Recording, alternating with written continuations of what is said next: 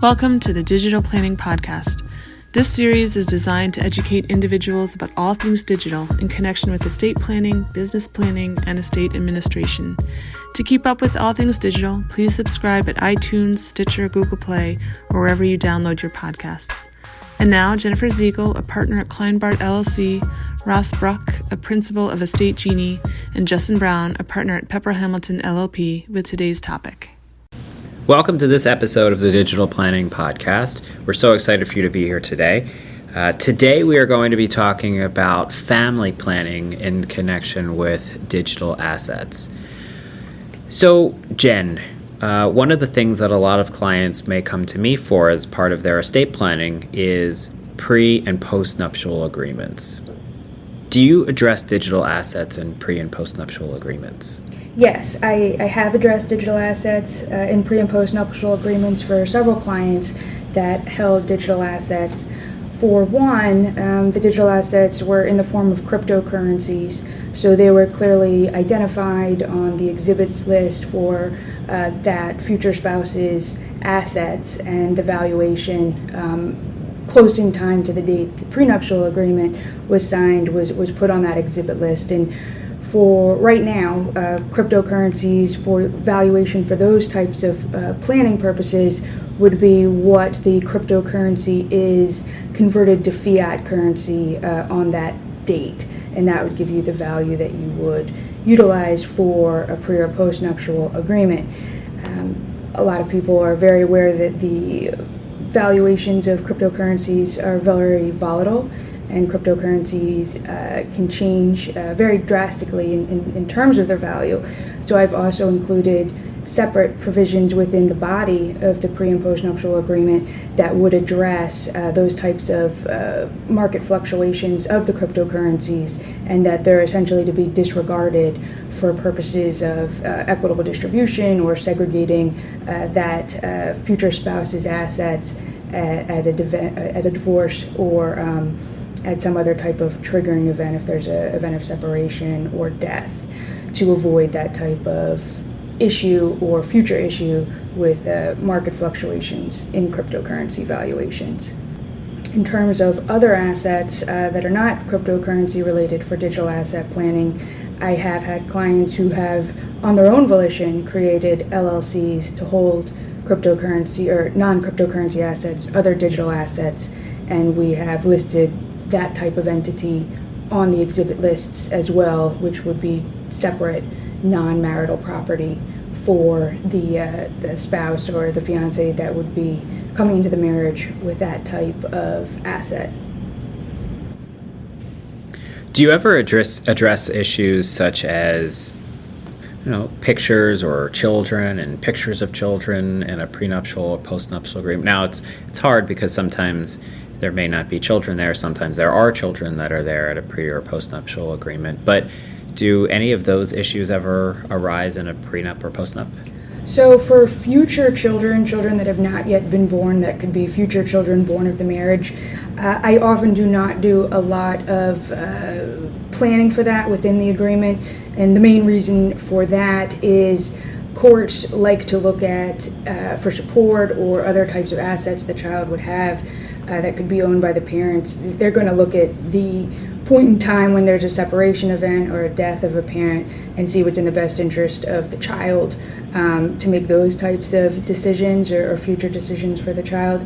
But in terms of clients who are coming to the marriage, maybe it's their second marriage or they have children from a previous partner, there are often clauses that we have that would have that type of photos or other, we'll call them tangible or even intangible personal property that would belong, to the spouse or future spouse that's bringing those assets to the marriage. But that raises a very interesting question if those types of photo sharing accounts would fall into that category of the personal property of a spouse, or if it would be outside of that provision. Well, I think that's a good point. Right? What if you had a client who had his or her own smartphone, which or device, which was separate property, and then that person starts taking pictures of future children on his or her device? Does that do those pictures become marital property if they're taken during the marriage, or do they still separate property if they're on the individual's device? I mean, one would hope that sharing of pictures would not be a hotly contested issue at a future separation or divorce, and that the pictures could be easily copied and transferred so both parents would have access or copies or backups of those photos. But in the case where relationships are contentious or there are other considerations that those pictures might not want to be duplicated or shared, I don't think we have a clear answer as to whether that would fall into a separate property clause or not without further elaboration in the underlying agreement. And I think a lot of people who are coming to a marriage, especially who don't have children yet, aren't thinking about those types of long-term planning considerations. Yeah, children may be on their radar screen, but the digital assets associated with their children is not on their radar screen. So let's say that the clients are now married and they come into your office to do some planning. And what types of recommendations would you give to a married couple? Well, I think the first step would be to talk about exactly the types of digital assets they have, that they each own separately or that they think they own together, and what that looks like. And if for folks just tuning in, we dedicated a whole episode to digital asset inventories to further explore that type of planning. And there really is no one-size-fits-all approach. I would look at the nature of the digital assets, how they're currently titled and held, and then try to come up with a plan that matched their goals and ideologies, because people have different viewpoints as to security measures and accessibility. How do you advise clients on family sharing accounts or setting up accounts that provide for family sharing? Well, that's a loaded question. So there can be a lot of different ways and forms that type of planning takes place. I mean, for instance, families who have Apple accounts, there can be family memberships for those types of accounts. And I think you can have up to 6 devices connected to an Apple family sharing account at any one time. Or you could even have 10 devices, but only 5 can be signed in at one particular time. And the family sharing with Apple is a little interesting. I mean, there has to be one person designated as a family organizer. So I pick Apple because it has so many different functions. I mean, it could have music, it has document storage capabilities through their iCloud services, photo sharing opportunities and storage as well. And who knows what else Apple will expand on in the future. But for the family sharing that they have in terms of their current terms of service agreements, which I believe were updated last in May of 2019, you can have an organizer that has to be 18 years old. But Apple also allows anybody who's 13 and older to create an Apple ID. So that's interesting, and I'm going to put a pin in that for a minute because we're going to talk about safeguards for children in a little while. But through an Apple family sharing plan, you can have 6 family members. Now, Apple does not define family members. There is no specific definition in their terms of service agreement that they be lineal relatives or that they be marital or legally married. And what they do require is that they all have to be in the same country, and that you can only belong to one family at a time. So I think that could be very interesting in blended family situations. If there is Apple family sharing and a child wants access to both parents' accounts, I think that could be problematic, or they might have to put access on one device and separate access on a separate device. I think that would have to be looked at a little bit more carefully, but you can only change the family that you're associated with in that type of family sharing account twice a year. So I don't think a lot of people are aware of the level that Apple tries to accommodate family sharing. But one thing that I didn't notice in their terms of service agreements was what happens if the organizer passes. Can you easily transfer the organizer of the family sharing account to somebody else? And I don't have an answer for that. Does each individual family member have their own password and access opportunity, or is it a shared password among the whole family in those types of situations? I believe it's every individual has their own password. Yes, and I believe you're accurate, but they're all logged under one kind of umbrella account, if you will. And with the family sharing, the organizer can also set up provisions that any type of purchase would need to be approved by the organizer, or I would hope there would be other types of content that could be limited through that type of family sharing structure. And I think the goal of that is so that your 15-year-old can't just go off and buy movies and apps and music without the family organizer knowing about it and requiring an authorization from the organizer. And this is a bit of an odd question, because in most instances when they're purchasing something of that nature, it's a license and they're not actually purchasing an asset. But let's assume it was an asset for a second, and child purchases using permissions granted to it. There's a central credit card, and it's billed to parent. Who owns that asset? Is it parent or is it child?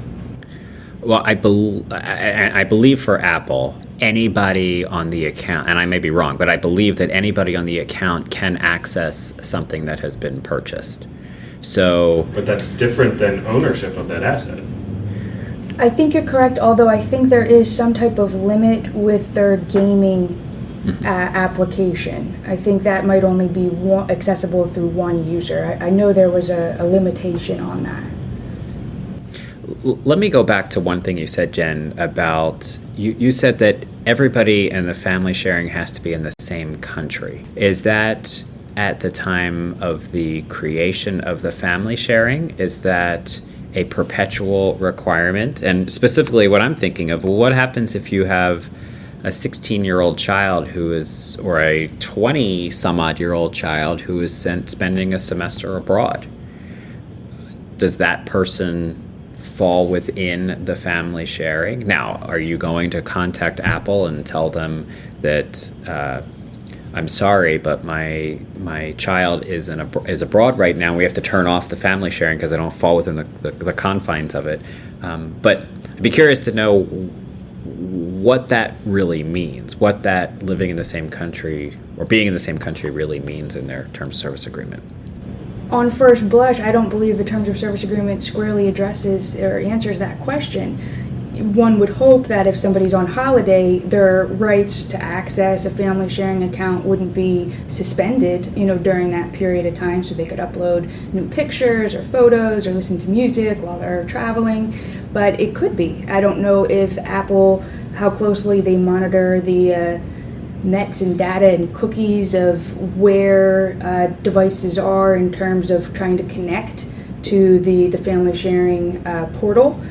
But that's a very interesting question. And if there's anybody out there from Apple or any families that have dealt with this type of issue, please reach out to us. We'd love to hear your thoughts or your experience to further flesh out this subject. So we're talking about online accounts and shared family accounts for licenses and digital assets. Let's take it a step further and talk about electronic communication or email and shared accounts involving email, where the family might use it. So much of what we talked about, not just today, but throughout our entire series, is balancing convenience and accessibility, both in life and after death, with security. Security placed by the user in order to keep their assets secure, security placed by the provider in order to keep their site secure, or an account locked down if necessary.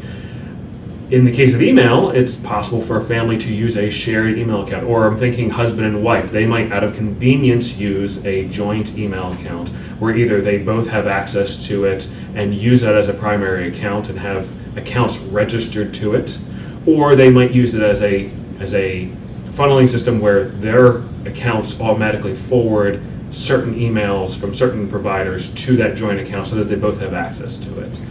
I have definitely seen that in practice. I have a lot of clients who are husband and wife clients that might have one kind of shared email account or family accounts that are, the Smith family.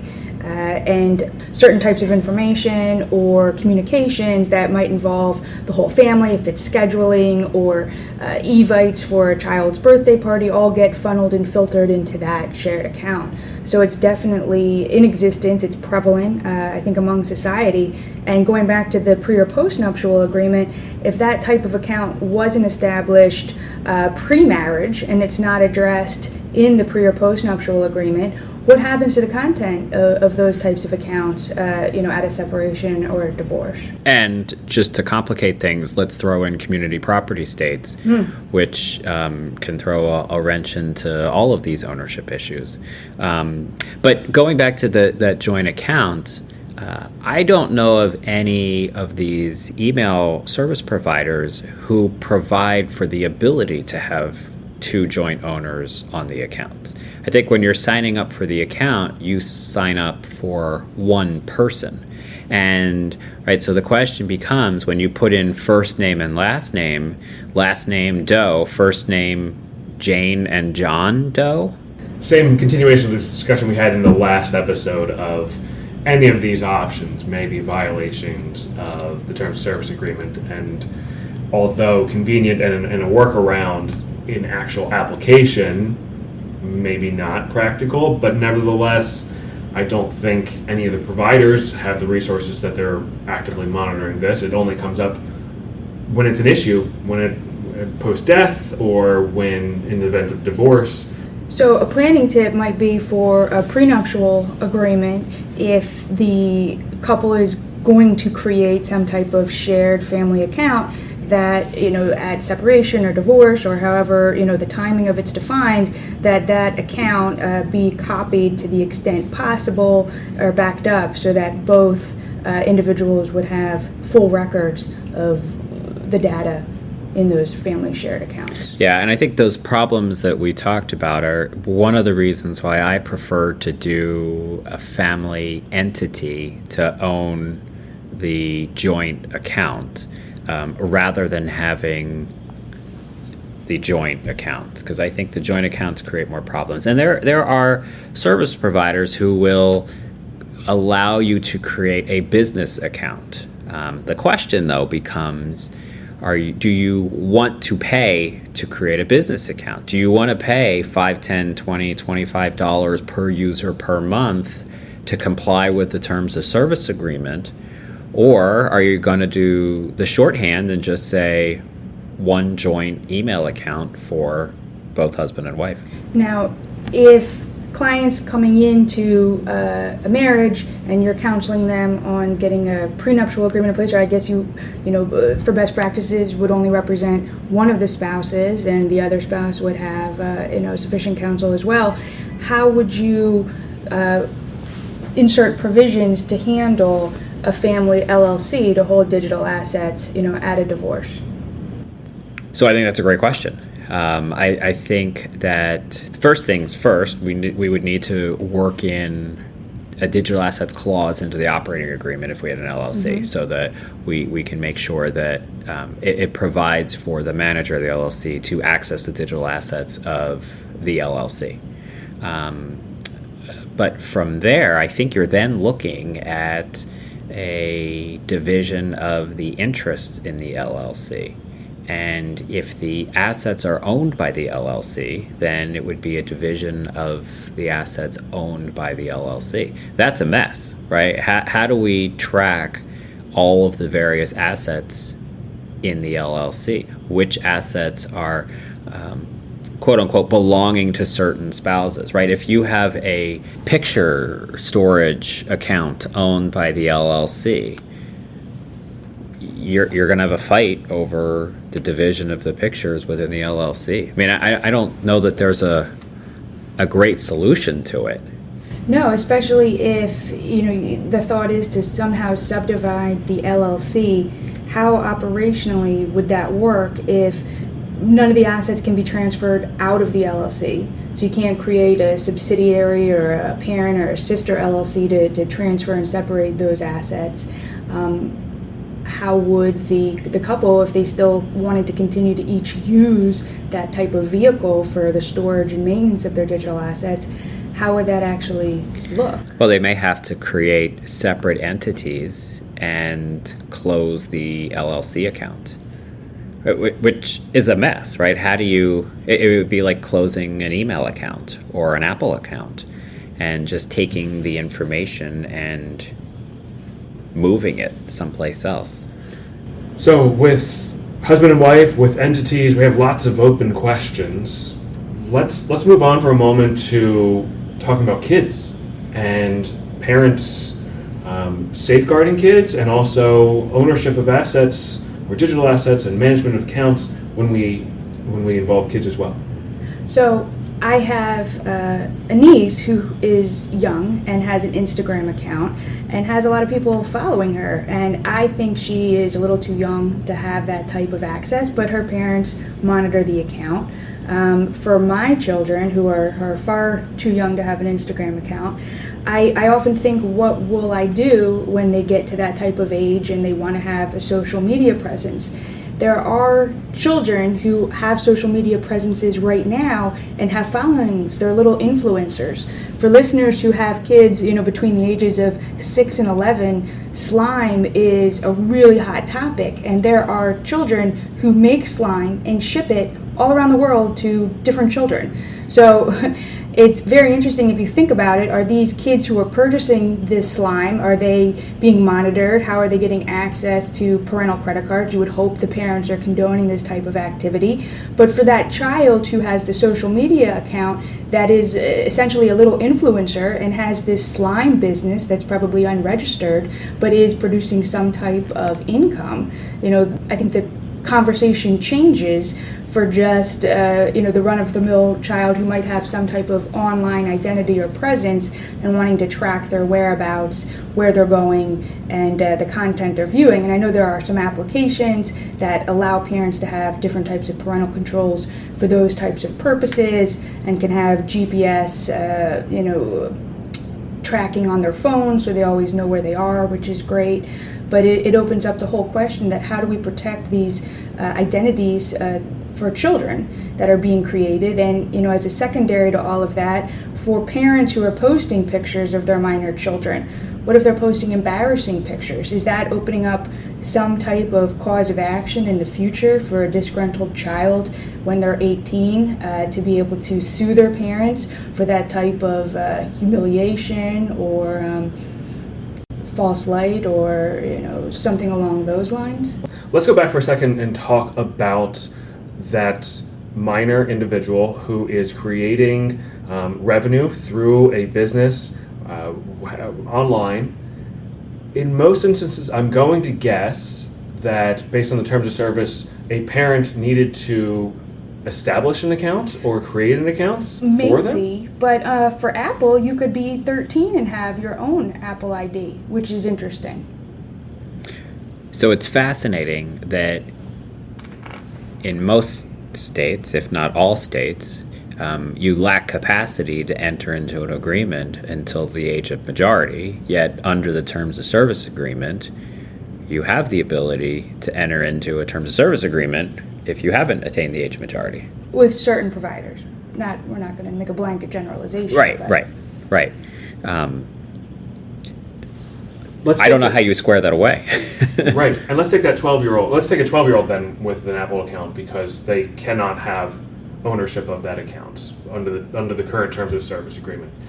So 12-year-old creates an account, somehow generates revenue through that account.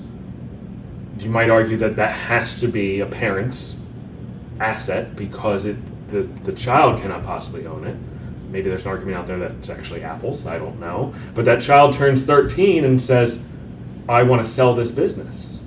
Is that theirs to sell that they created at 12? Is it the parents? Do they have the ability to sell even at 12, given what you just said about being a minor and being able to enter into a contract as a minor? Do they have to wait till they're 18 to sell the business? There's a lot of gray area there. What if the business gets sued? Are you suing the 13-year-old? with the slime example, what if there was some toxic element that was unknown in the slime, and the purchaser, the child who purchased the slime, has a health condition that and is allergic to the toxic element in the slime? Who's liable? So I think it's clear based on this conversation that we have more questions than we have answers. I don't think that's unique to this podcast or us as individuals. I think that the entire world of estate planning, digital planning, online accounts is continuously evolving and not necessarily at the forefront of the attention of a lot of the online providers. And there has not been a lot of case development in this area. And so we'll as this unfolds, we'll learn more about a lot of the answers to the questions we just raised. But in the meantime, we'd love to hear from listeners who have firsthand experience with dealing with clients, with dealing with courts, with dealing with online providers and their experience, and hear more about what's actually going on at the forefront of this world. Absolutely. And if there are parents out there that have firsthand dealt with these issues with minors and ownership of media, social media accounts or Apple accounts, or might be the parent of a little influencer, we would love to hear from you. This type of planning is in its infancy, and we look forward to continuing to develop our thoughts and questions as the landscape shifts and changes. And the planning today, will likely be very different than the planning in 3, 5, even 10 years. Well, thank you everybody for listening to this episode of the Digital Planning Podcast. Again, we'd love to hear from you if you have any ideas or thoughts for future podcasts. But in the meantime, we hope you've enjoyed it, and we'll see you next time. Thank you for listening to this episode of the Digital Planning Podcast, the podcast designed to educate individuals about all things digital in connection with estate planning, business planning, and estate administration. Please subscribe to this podcast and leave us a rating or review at iTunes, Stitcher, Google Play, or wherever you download your podcasts. Thanks for joining us. We'll see you next time.